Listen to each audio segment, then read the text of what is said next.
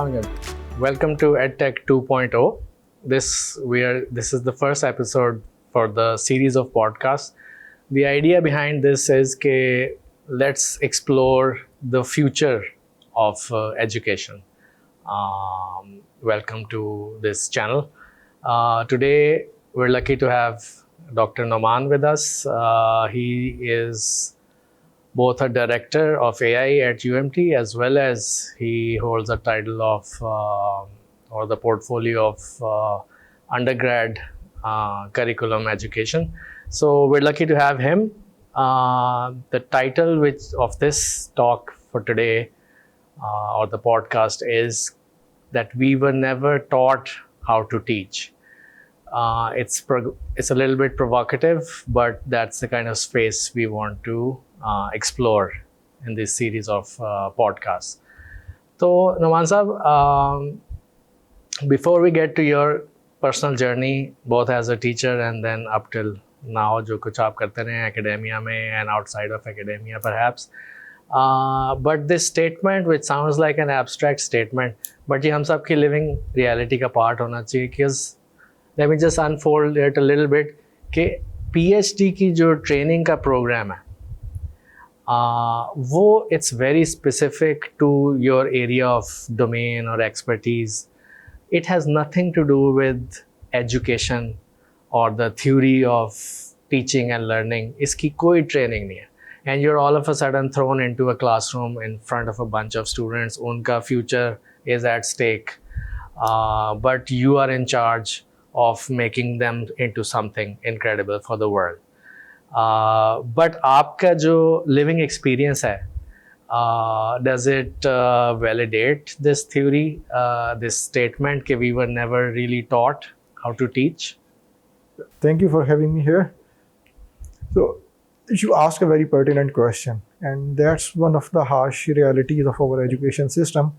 We all do PhD, most of the faculty members, if not all, from Pakistan, from abroad. We work hard in our area of expertise. We explore that in and out of that area. But that's nothing to do with how people learn. And actually, I learned it the hard way.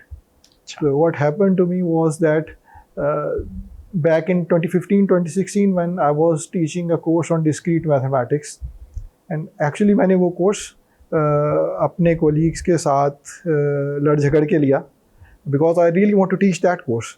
I was passionate about teaching that course, and I have worked really hard in preparing that course to an extent that for preparing one lecture, I used to spend about 7 to 8 hours for preparing just one lecture. And everything was going very well from my point of view.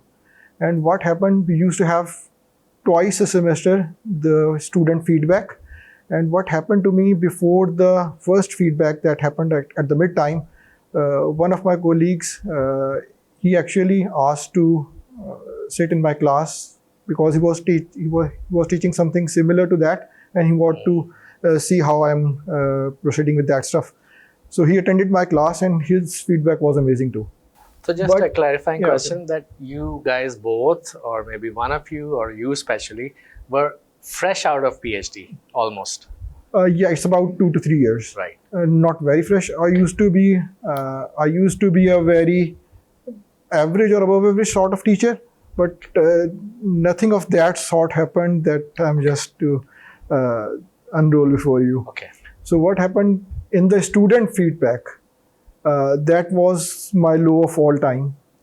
I received that much of a poor feedback, and that was absolutely shocking for me. So I took quite a bit of time to digest that as well. So what was happening is that I was living in another space, and the students were living in another space, and our two spaces, they are not meeting at any point. So फिर हम आगे इसको जब चल के और मज़ीद explore करते हैं, then we'll see what actually was happening there and what was the point here. So it was an actual shock for you, Exactly. and you took your time to absorb that shock. लेकिन वो shock यही था that you were passionate about the content, the subject matter, but it didn't translate into the student's learning experience. That was less than ordinary, to put it politely. Yeah. So once you were out of the shock, how did you improve your practice of teaching? So, so the most important learning from that episode was for me that teaching does not equate to learning. We often perceive one of the mistake, that most of the PhD teachers, fresh PhDs, they do that. They equate teaching and learning. They are two different things. Because teaching, you are active, you are playing something, you are performing something in front of the class, but the way they are receiving it's a complete different word. और मेरे case में तो ये हुआ कि मेरे पास actually confirmation bias भी add हो गई, because जो फैकल्टी मेंबर जिन्होंने मेरी क्लास अटेंड की, he was also a PhD, और प्रॉब्ली हम लोग उस टाइम उस क्लास में we were sink in another world और स्टूडेंट कहीं और थे. तो उस एपिसोड ने मुझे फोर्स किया फिर कि whenever I start preparing for a course, I used to look up for the material, the research material, research papers, कि what sort of inventions or interventions teachers used to do while teaching certain topics of that course, what are their good practices, what sort of learning problems a student face while learning those concepts. So I started reading those research material as part of my teaching practice on regular basis for all the courses that I prepare. So I started developing that practice. So the immediate change was that. So in addition to the direct content, which was relevant to the course, if we can frame it like this, that this was a second order reading. What's the best way of delivering or introducing a subject or a concept to the students? What were the kind of resources which you looked at back in 2015 for this? So because I don't have formal introduction of this domain, which is a very well established domain in its own self, I don't have any formal introduction of that domain. So मैंने तो randomly start किया कि, for example, if we're teaching a certain course, for example, on algorithm, and if you want to teach sorting algorithms, then what sort of experiments teachers have done while teaching this course, so that better learning happens. So that was my actually search criteria sort of. Right. So what I used to search those materials, those kind of books, and then usually with the passage of time, it evolved like that. I found a book by Barbara Oakley, which was about, if I remember correctly, the title was A Mind for Science and Numbers. So how to understand the mind of the people, the actual science behind learning, how our minds works, and what's the variety there, because we are all different beings, so there is a huge diversity out there, but the basic principles of science, they remain the same. So I started actually moving towards that more formally, learning about that domain itself rather than just improving my practice of teaching other things. So I was gradually moving towards that field. So there's a marked difference between knowing your subject and knowing how to teach your subject. Two different things, two different levels. So I think that's the first step for moving into what is called as the scholarship of teaching and learning as a legitimate area of scholarship. Did you, but since I know you a little bit, let me ask you a direct question. Why did you, after spending 7 or 8 years, if I'm not mistaken, as a faculty member, as assistant professor, normally people go for postdocs right after they're done with their PhD. But you went for a postdoc after spending 8 years within academia as an assistant professor. One would imagine you would go for an associate professorship, but rather than that, you went for a postdoc, which is a kind of a step down for some. But how do you explain that decision of yours? And how does that fit into this journey of yours that we've been elaborating? So, अभी जो हम explore कर रहे थे ना, we were actually exploring from my teaching journey. So, from the research point of view, there is another evolution going on. My PhD was in parallel computing. I keep on working in that domain for a while, and then at some point in time, I want to experiment how the stock market works.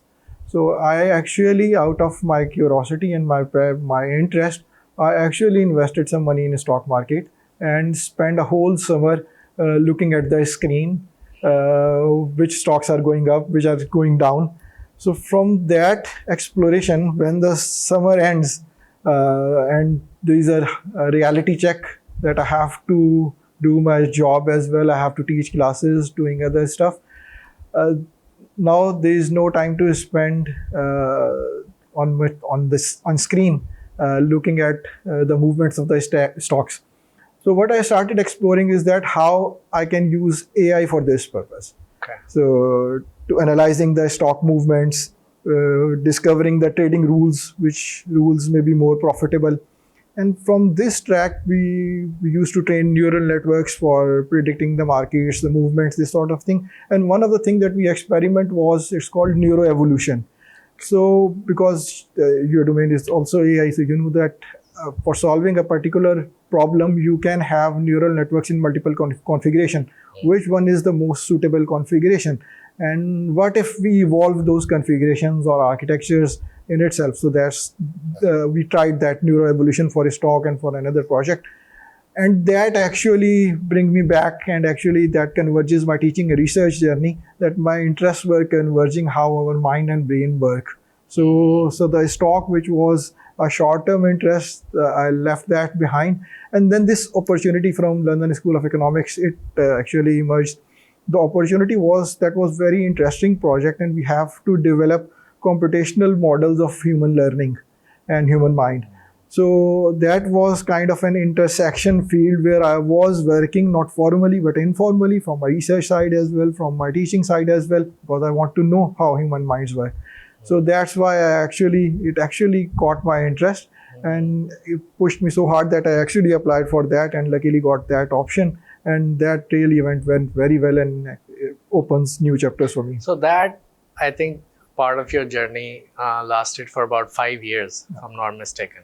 So you went from teaching a concept or a subject to getting to know the best practices of teaching that subject. But the subject is taught to human subjects, as we can say, or the students. These are actual human beings sitting in front of us. And since you talked about the theories of mind, and you'd be exploring that, so is this a third level now of reading this whole space, in which if a teacher gets to know that their students sitting in front of them, they are human beings and they have minds that they bring to their class, and perhaps many things beside their minds. What does that get you in terms of winning this space? Are we in the domain of theories now? Okay, so yeah, it's a legitimate domain in its own right. It's a legitimate science. We all know about neuroscience, cognitive sciences. So now the new name emerging is the learning sciences, so which is the intersection of all these fields: cognitive psychology, cognitive science, neuroscience. So my interest that started with exploring how I can teach a particular topic well, and how can students learn that topic well. From that, it actually evolved into how our minds works, how we learn as humans. So you and me, we are both computer scientists, so we used to program machines, and we are still programming the machines. But whenever you write a program for a machine, you are sure that it will run all the similar architectures everywhere. This program can run the Python program or the Java program. But in case of the student, you can look at the student-teacher relationship from that perspective. Teacher is programming the minds of 40 odd people sitting in front of you. So you are the programmer of their minds. You have to create those conditions that will not be received unanimously in the same way. There is a huge diversity. Then if you look at that domain objectively, you land up into the domain of cognitive science, learning sciences, that how our mind works, what are the theories, how people do science about this stuff. So my research then in London was about exploring that space. And the space is actually developing computational theories that we represent using computer programs. How can we run those programs on the mind of students? Right. So I think it's a wonderful space and you were lucky to be there. But since you've drawn this analogy between computers and students, and human beings have come far in trying to teach the machines in doing something intelligent. We'll discuss more of that later on as well. But since we know the underlying architect or the hardware, underlying architecture or the hardware of a machine, and if we are to program it to do anything for us, there are things we know we can do and things we know we can certainly not do given the architectural constraints or the instruction set. Whatever it allows, we can make the computer do that. But there are certainly things which we can imagine, but they won't be allowed by the instruction sets constraints. But we are absolutely not sure of, when we come to human beings, what is the underlying architecture there? What is the instruction set? Is it that we can get away with any sort of thing as teachers, as instruction design? Is it that we can make them learn something whatever way we want to? So what I would like you to expand on the theory of learning a little bit, which would give us the architecture of the minds with which these students of ours learn or don't learn. Okay. So we can look at this situation from two perspectives. One, from the perspective of the neuroscientist or the cognitive scientist. For them, it is absolutely clear there is a lot of progress in those domains and they know a lot what's happening, and the science is well established. There are well-known theories about that. But usually the space in which we are talking from the perspective of a teacher that is not from the domain of learning science, like I used to be. I was from the computer science background, and I know nothing about how our mind works, how it learns. So now I don't have the knowledge about those theories or that science. So this is the space where usually the traditional education psychology people, they come in. They sort of bridge the two domains, your subject specific domain and the domain of the learning science. They play the role of that bridge. So this is the space which is now evolved into learning experience design, instruction design, this sort of domains. So that's an established science. The thing is that as teachers, we usually don't understand that science. So the idea is to make teachers, every teacher, irrespective of their subject, familiar with that science, and they are basic, some well-known established science, like for example in physics, you on the mechanical side, you know that Newton's third law of motion, everyone knows about that. So similarly, there are many scientific truths or facts that learning science people have established, and we need to translate them or inform the other subject teachers about those ideas. And if you allow me, I can go deep into that. So that's the idea. So based on the analogy again, just like it would help a computer programmer if they know the underlying architecture and the instruction set, the valid instructions, in order to communicate to the computer with whatever it is that we want to achieve through them. So I'm guessing it would serve those faculty members really well if all of us would really know the underlying architecture of what goes into the making of learning. In other words, the theory of learning, or the so if I would love for you to expand on that a little bit. इसको इस तरह से देखें कि as a computer science student हमें computer architecture पढ़ाया जाता है. We learn about the subject digital logic and design, computer organization, जिसका प्रोग्रामिंग से उस तरह से डायरेक्ट ताल्लुक नहीं है. That's about the architecture of the machine, the hardware of the machine, उसके आर्किटेक्चर की बात हो रही है. But your job as a programmer is to translate your program into the routines that will eventually run on that architecture. So similarly, exactly, you can apply the same lens here. Or when you apply the same lens, by the way, this is the origin of the cognitive science field. When you apply the information processing lens on the psychology, that's the emergence of the cognitive science field. So we are applying that lens. Okay. From that perspective, human is very complex and integrated organism, being. So we have our cognitive side, the rational side, how our mind do information processing. But at the same time, we have our emotional side as well, our ethical side as well, our relational side as well, aesthetic side as well. So human is a complex machine. We have multiple dimensions. But usually when we talk about the teaching theories and learning theories, what we usually tend to do is to focus on the intellectual or the rational side of the mind. But this is one of the problems that we are now facing, that when we apply that reductionist lens on the human, because human is a complex whole. So when you view human just from the point of view of cognitive science, then you tend to approach them from that perspective. You try to convince others logically, which is not the case all the time. So, but setting the basics right, the most important role here, the fundamental of all these dimensions is your attention. Okay. Attention is a mechanism. So just imagine, close your eyes and just see, if you close your eyes for a couple of minutes and then you see where your attention wanders during that time. And ask yourself the question, who was controlling my attention?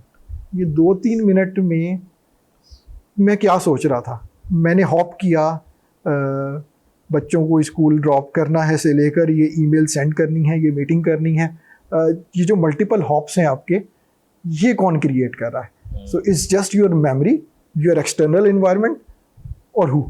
तो जब हम इसको गौर करते हैं, ज़्यादा इसकी deep depth में जाते हैं, तो जो हमारी कॉग्निटिव साइंस साइड है ना, that is not the controller of our attention.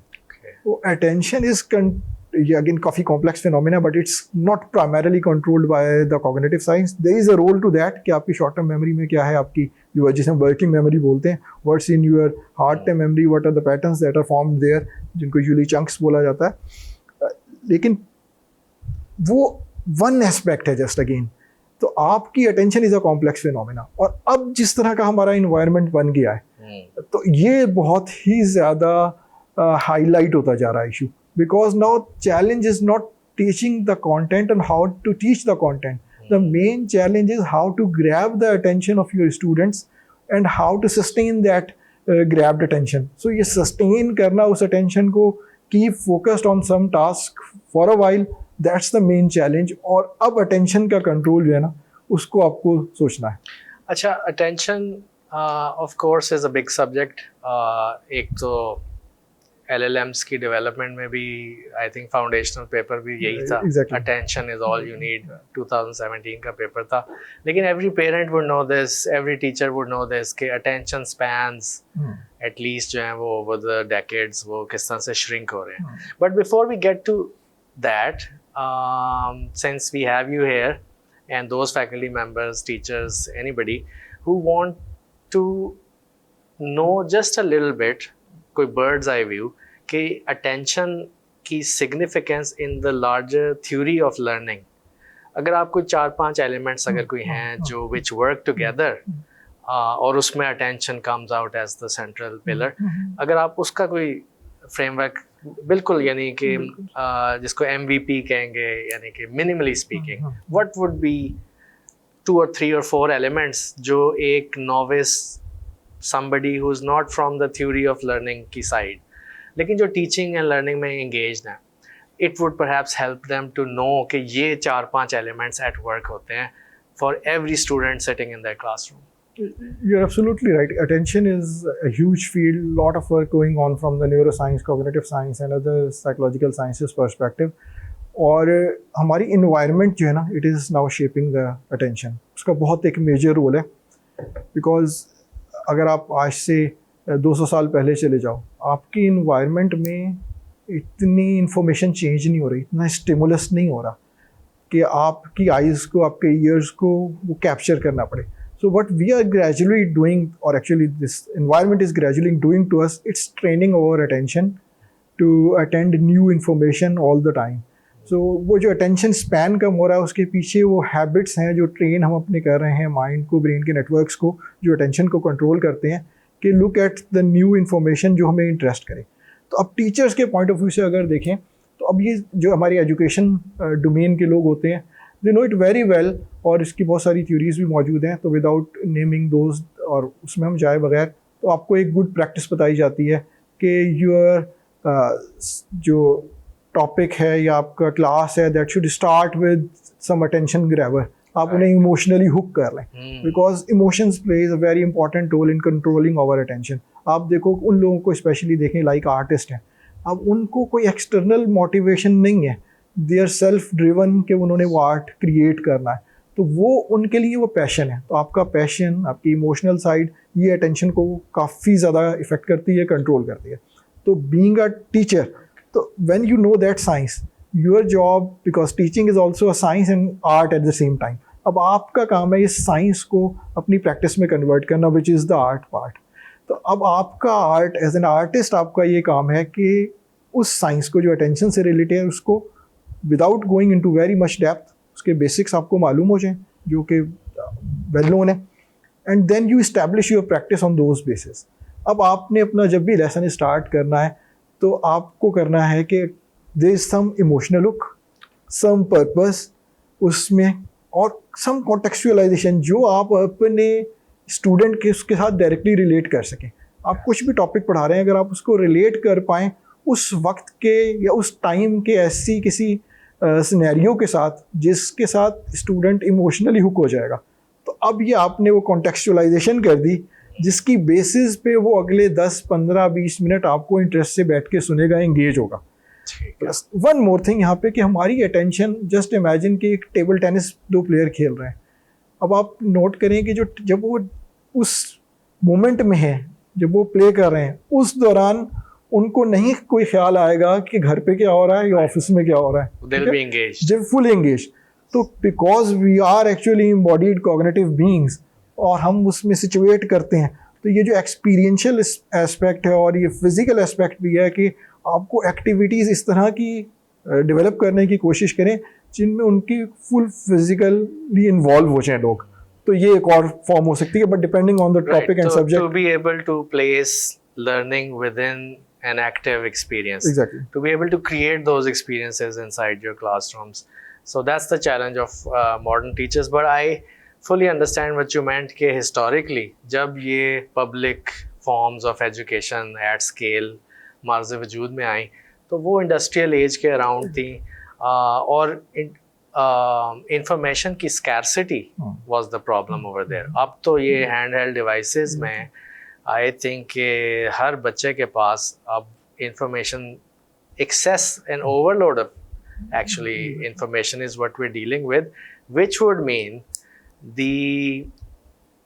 The skill, I won't say knowledge, but the skill to navigate this complex theory of learning so that you can engage your student, and despite their diminishing attention spans, I think that's become much more of a significant problem to deal with for every teacher moving forward into the kind of space we're all moving into very fast because of technology. Technology isn't helping either for attention. But let us close our discussion with the fact that AI is in place now. It's available for students as well as teachers, as well as administrators, for everyone, inside a university, outside of university, for employers as well. What can a teacher who, for sure, like we opened this episode with, who has not been trained with this science or the art of teaching and learning, but they know their domain, their own subject matter, but because of AI, because you're a director AI here as well, do you have some initiatives here, or can you give them some recipe? What is it that they can do along with their knowledge, which they already have, but using AI not for the supplement of knowledge, but to make up for things which they were never trained for, but which their students desperately require of them. आपने start अभी किया information scars world से हम transform कर गए हैं information rich world में. तो जो pioneers of rather founder of the cognitive science, Nobel laureate भी हैं और ट्यूरिंग अवार्ड विनर भी हैं, हर्बर्ट साइमन, उन्होंने कहा था कि abundance of information creates poverty of attention. और वो विच वी आर विटनेसिंग, उन्होंने शायद इतना ना किया हो जितना अभी हम वो विटनेस कर रहे हैं because of the whole digital environment around us. अब इस स्पेस में जो मोस्ट इम्पॉर्टेंट टीचर्स के लिए है कि apply first principles thinking whatever they are doing. What I mean by first principles thinking, आप कुछ भी एक्टिविटी कर रहे हैं, if you want to meaningfully integrate and responsibly integrate AI into whatever you are doing, apply first principles thinking lens, जो usually computer science के हम लोग करते हैं. आपको अगर प्रोग्राम करना है कि इंटीग्रेशन कैसे कैलकुलेट करते हैं, तो यू एक्चुअली क्या करते हैं आपसे, you actually divide the whole process down to its minimum computable units and then start solving that problem. तो ये फर्स्ट प्रिंसिपल थिंकिंग अप्लाई करें on whatever you are doing. So let's imagine you want to say कि अगर हम ये teaching and learning space में ही देखें, तो let's apply the first principle lens on teaching. अब एक टीचर क्या क्या एक्टिविटीज़ टीचर ने करनी है, list down your activities, you have to prepare the lesson. अब आपके पास वो क्वेश्चन जेनेरिक नहीं है, how can I use A I. अब आपका ज़्यादा थोड़ा स्पेसिफिक हो गया, how can use A I as a partner in developing preparing my lessons. Same goes for the student. अब आप जब उस फर्स्ट प्रिंसिपल थिंकिंग में बिल्कुल बेयर मिनिमम लेवल पे पहुंच जाएंगे, then think of apply using A I there. अब आप ए आई को यूज़ करेंगे तो आपके सामने ज़्यादा क्लियर पिक्चर है और ए आई को ज़्यादा यू कैन एक्सप्लोर मीनिंगफुली. तो आपने मेरे से डायरेक्टर ए आई होने के नाते पूछा, तो what we are doing here in UMT, we have multiple initiatives from the A I part जो हम टीचिंग एंड लर्निंग स्पेस में कर रहे हैं. One of that initiative is developing a new teacher training programme जो हम develop कर रहे हैं, course art and science of teaching and learning in higher education. और उसका फर्स्ट पार्ट का जो एम्फेसिस है वो लर्निंग साइंस के ऊपर है कि हमारा दिमाग कैसे सीखता है. तो वो जो बेयर मिनिमम नॉलेज है ना, वो हम टीचर्स तक पहुंचा दें and then they can experiment on that. और ये यहाँ मैंने जानबूझ के वर्ड एक्सपेरिमेंट यूज़ किया because it is very important. You have to approach that problem as a scientist. अब आपने एक हाइपोथेसिस डेवलप किया है कि looking at that science, if I imply this strategy, these are the sort of results that I'm going to achieve. So you design your whole hypothesis, your experiment, and then apply that experiment and then see what data tells you. तो ये अपने profession को, उस learning science को थोड़ा सा जानने के बाद एज अ साइंटिस्ट ट्राई करें. और अपनी इंटरवेंशंस को एज अ साइंटिस्ट, ये नहीं कि मेरी इंटरवेंशन है, मेरा हाइपोथेसिस है तो ये अच्छा ही होगा, नहीं, उसको फिर आप पूरा एक्सपेरिमेंटली एम्पिरिकल साइंस की तरह उसे वेरीफाई करें कि माई इंटरवेंशन इज वर्किंग और not working. So experimental sciences का एक फाउंडेशनल प्रिंसिपल होता है changing one variable at a time. So I think it's a great pointer for anyone listening in कि if they understand कि engagement or attention के लिए they have to bring relevancy to their students' context, and only that teacher would know what works for their students. So if they can just pick one aspect, how is it that I'm going to make this concept that I'm going to teach, which can be very technically complex concept, but how do I make this relevant for their reality? Just this one variable, if they can take help from AI, I think that would be, and they would get to know the result. And for this next class, they can experiment with some other aspect of theory of learning.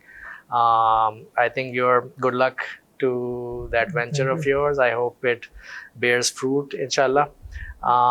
With that, we would like to close this first episode of ours, and I hope that the audience gets to know the kind of things we'll be exploring, not just with Noman. अगर आवाम की demand रही तो हम नोमान को दोबारा भी लेके आएंगे, but we'll be exploring the future of education just like we did in this first episode of ours. See you inshallah next time. Thank you.